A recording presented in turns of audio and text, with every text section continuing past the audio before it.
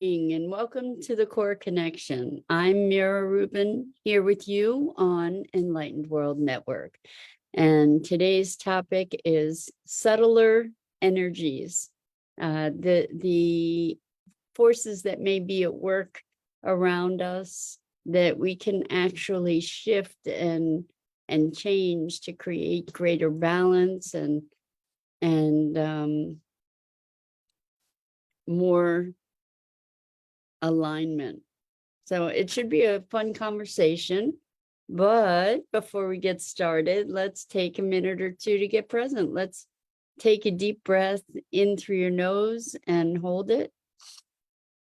And imagine clean, crisp oxygen flooding your lungs, flowing into your bloodstream, nourishing all your cells, all your organs, bringing vital life energy to your body and being.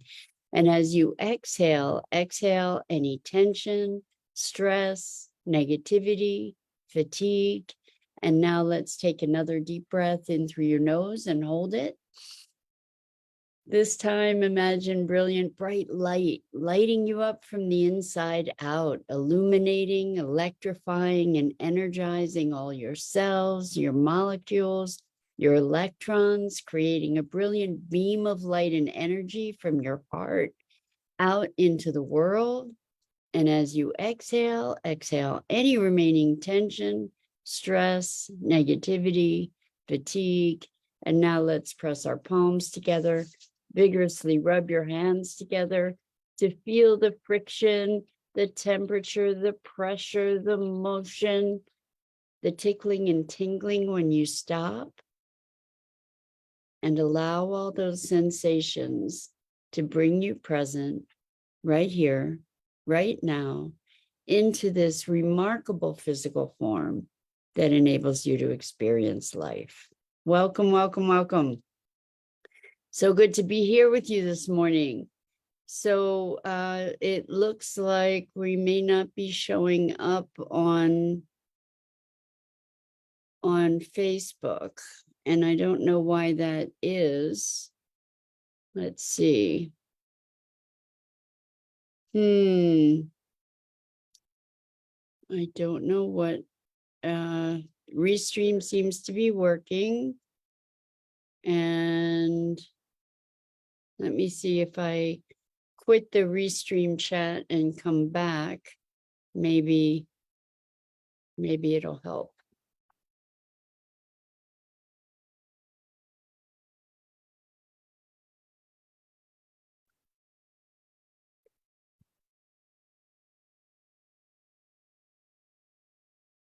I don't know why that would be. Doesn't look like we're live on Facebook.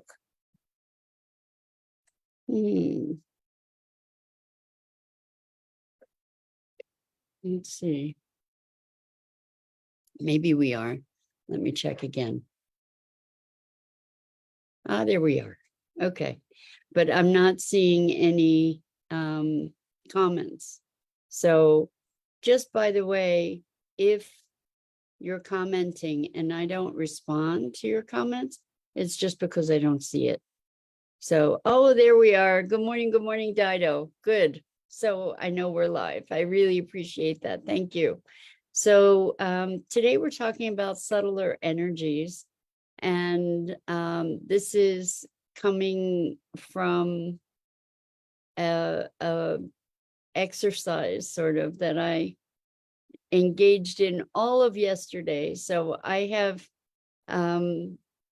contracted a friend of mine who is very versed in biosignatures. This is a really interesting book. In fact, let me see if I can share it with you.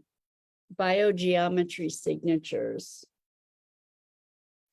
And it's all about subtle energies and how these different patterns of these different biogeometry signatures can affect different responses in our bodies, in our physiology, and how we can use these patterns that are energetic patterns to help bring ourselves into balance. So this friend of mine is doing consulting in this area to help enliven people and their spaces and use their spaces to enliven them, to bring them into greater balance, greater sense of health and vitality.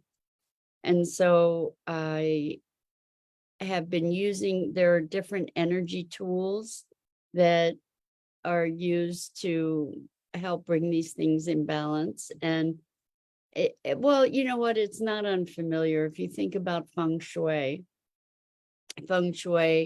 is creating balances, working with the energies within a space and making them more harmonious. And that's really what this is too. However, it goes to sort of a more specific and greater length than most of us have experienced with feng shui. I don't know enough about feng shui to know if it can go to these depths. Perhaps it can. But anyway, again, the book that talks about harmonizing the body's subtle energy exchange with the environment. It's pretty interesting, by Ibrahim Karim. It's pretty interesting. And if you've done anything with feng shui, years ago, I had my apartment feng shuied, and it's made a profound difference. But lately, I've felt sort of a stagnancy. And it was a long time ago that I had the feng shui done. So I'm sure I've added things in that have challenged those balances. So anyway, one of the recommendations that I was given, well, several, is relating to my bedroom. There are these energy signature things that you put into the windows, the corners of the windows, to help balance the energy emanating and I guess going both ways. I don't know exactly. I'm still very much in the neophyte stage of learning this stuff, but also to clear stuff off my windowsills.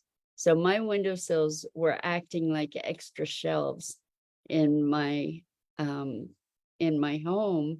and they all had stuff on them, like a lot of stuff. One of them was a bookcase. One of them was a place where I kept all my supplements and things for crafting. One of them just had some ornamental elements, which I still have on one of the windowsills, but it's done in a very different way. And they also recommended that I get blackout curtains because, and you know, it's kind of an obvious thing. I have had issues sleeping, and the subtle lights that were coming through the windows, even at night, were enough to be disrupting my sleep. So I would wear a sleep mask, but that wasn't always feasible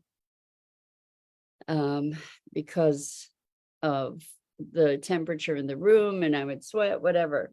So I spent the whole day yesterday clearing these things off, finding places for them, cleaning the windows, hanging blackout curtains, and the feeling of the room, the whole room just feels so different from being able to move all those things. And I think the inclination would be to believe that the reason it feels so different is because I opened up the space and I made it feel less cluttered by moving all those things.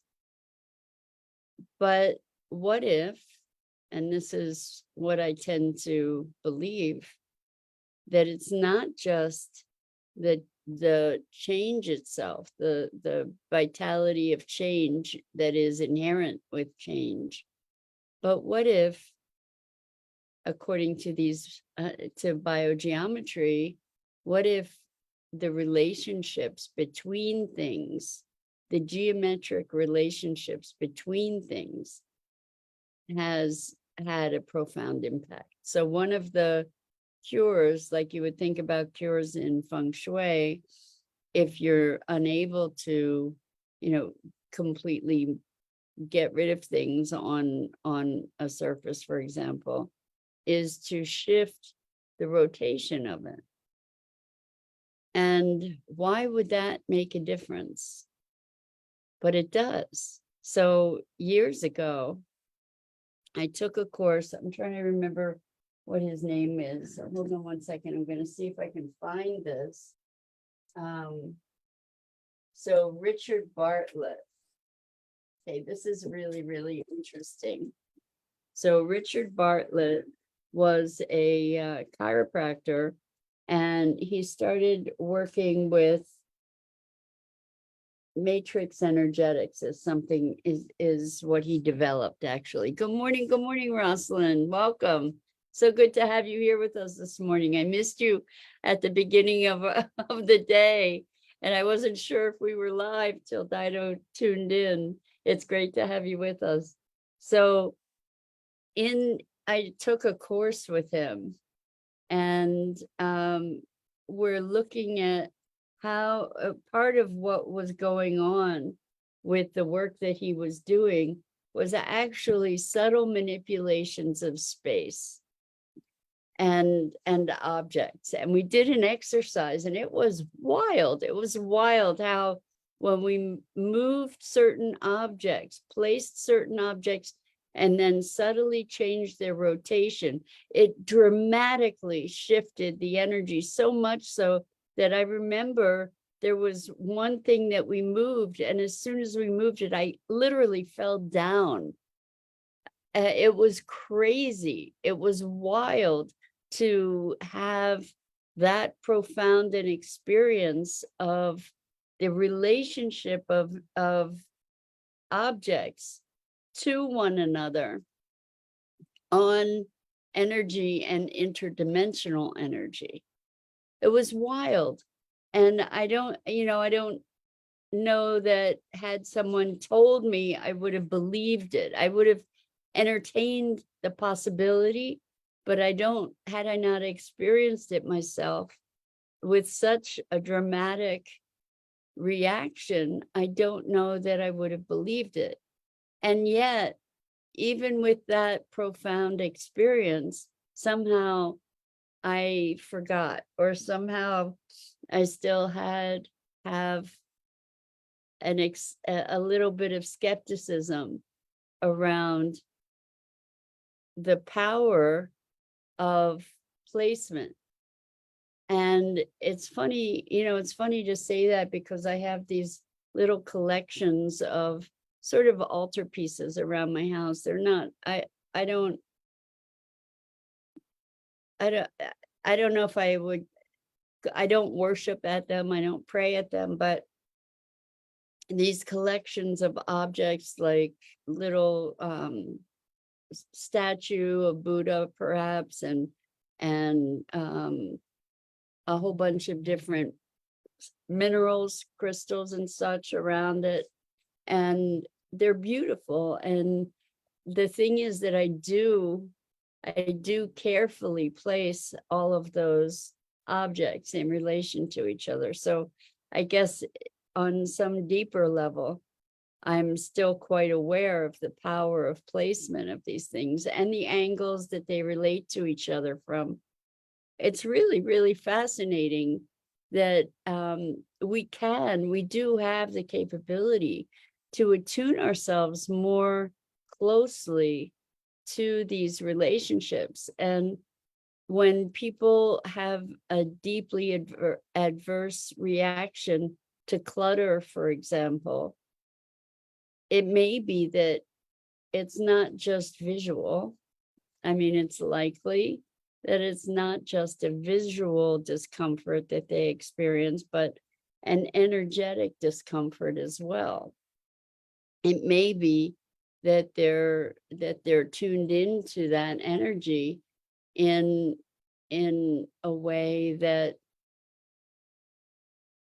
they feel the disruption on a whole bunch of different levels, which, it's an interesting perspective, right? To think about having our spaces balanced or in harmony and with us creates a very different experience.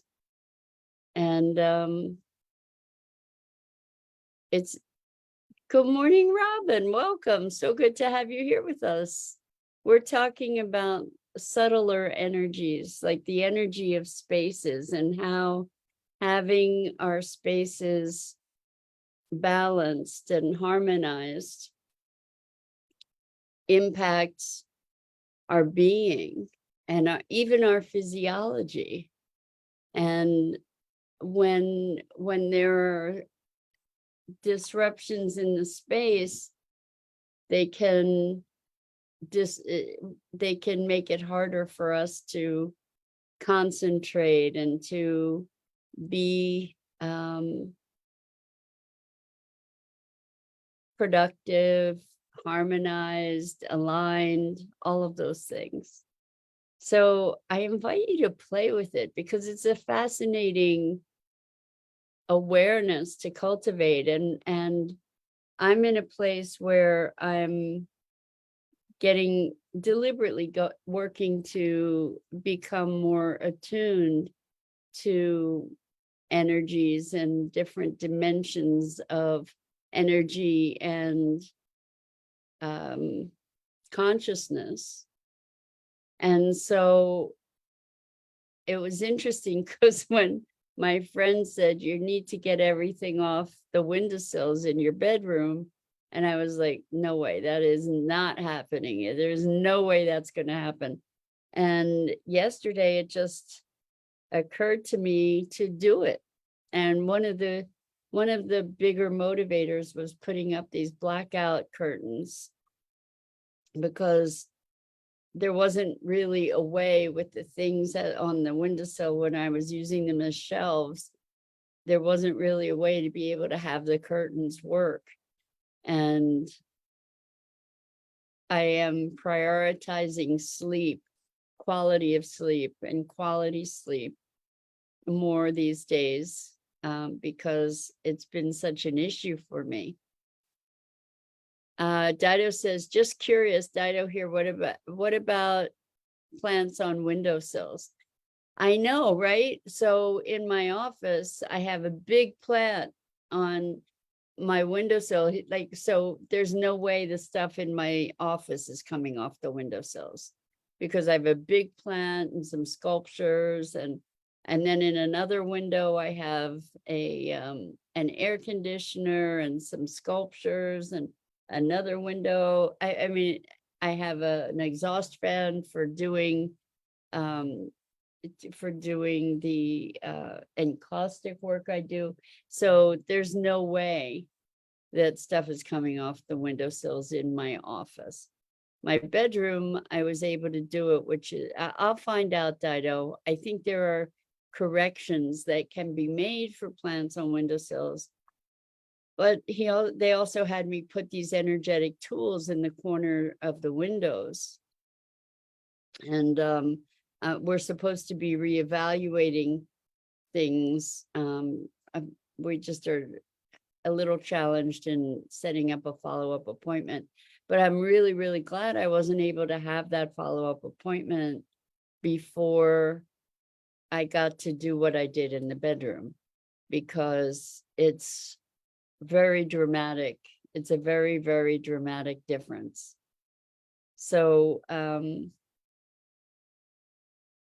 it feels bigger even with the curtains closed, which is really weird. And the curtains are black. So the walls are like a burnt orange and the curtains are black. It doesn't really look like Halloween, even though it sounds like it would. But it's really remarkable that the room feels bigger and it kind of looks bigger to me. You would think it would close it in, but somehow it doesn't. And I'm sensing that that must be because of the energy of it. But as when I find out about plants on windowsills, I'll let you know. And I don't know if it means all windowsills everywhere are supposed to be cleared. I don't know. Again, very, very new to this. But it was not a nominal investment to get involved in doing this. And what's been fascinating is that I have encountered my resistance over and over and over. And this took me all day yesterday. So like into the evening, which is crazy, right? But I wanted to clean up, and I wanted to put things in a place that worked. I went through photographs that were in a cabinet that I had to clear out. It was one of those days that was without premeditation, actually, which is probably the best way to do it for me anyway. I just was like, okay, I'm doing it. And I didn't have the distraction of other things. And so the universe conspired to allow me to actually address this, which was pretty amazing, actually. And it's kind of like when you have the opportunity and the motivation, when opportunity and motivation meet, to be able to clear out a closet, for example. That's a wonderful thing, right? And the feeling afterwards is I don't know about for you, but for me, like a feeling of liberation and more lightness. So I had I had so many supplements that I've been holding on to for forever. And so I purged a pile of those, and it was a good thing. It feels good. I feel lighter. So that's pretty exciting stuff. And it's funny because it can be so simple. Rosalind says, part number 1 of this video series explains how to sensitize your hands to feel energy. That's very, very cool. I have a very simple technique to be able to sensitize your hands to feel energy. And part of it is what we do every morning here is rubbing your hands together. This is the coolest thing. And I've taught so many people this, and it really makes a difference. You rub your hands together, and then they're buzzing after that. And so you can hold, I don't know what's in the video, but you can hold an energy ball and just create that energy ball.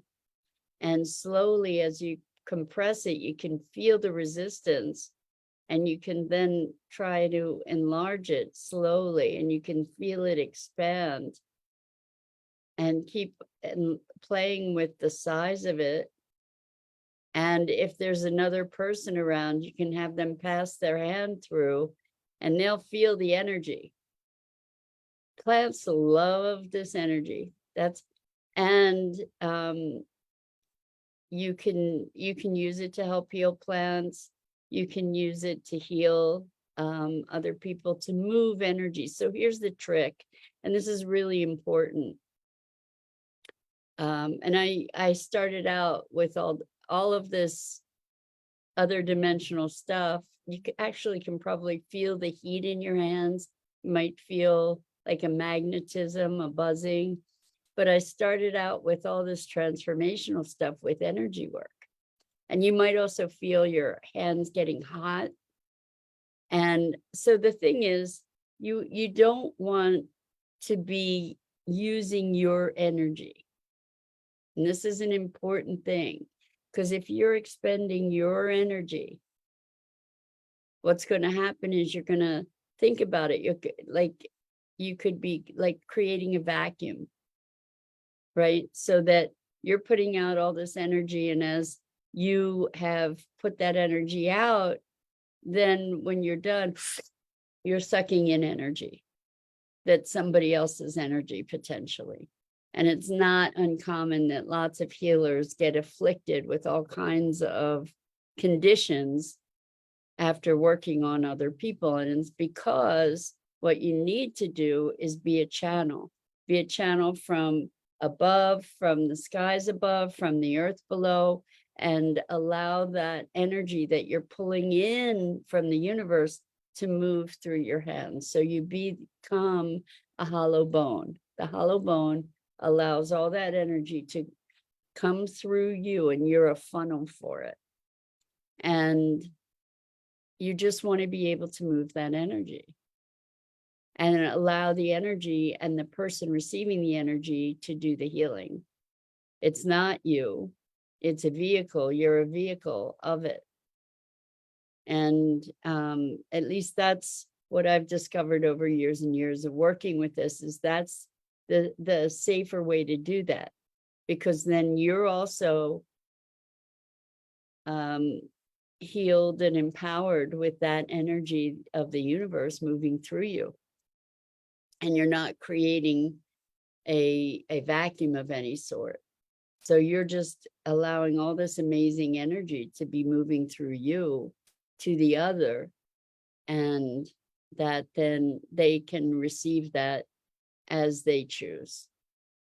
So the more open a channel you can be for that, the more effective it will be, and the more revitalizing it'll be for you as well. So yeah. Anyway, subtle energies, pretty cool stuff, right? So I invite you to just sense into arranging some things, and play with moving them around until you get sort of a jolt, like that's where it belongs. And that's the angle that it belongs. And those are the relationships of the things to each other. Check it out, try it out, see how you can cultivate your sensitivity to the subtleties. So that's it for today. I'm Mira Rubin. Fun way to start a new week, right? Playing with energy. I'm live here each weekday morning on the Enlightened World Network YouTube channel and Facebook page at 9 a.m. Eastern. And I invite you to check out the other awesome programming on Enlightened World Network and Enlightened World Living. And it's such a delight and privilege always to be sharing these experiences, conversations, ideas, growth, transformation together. And until next time, so much love to you.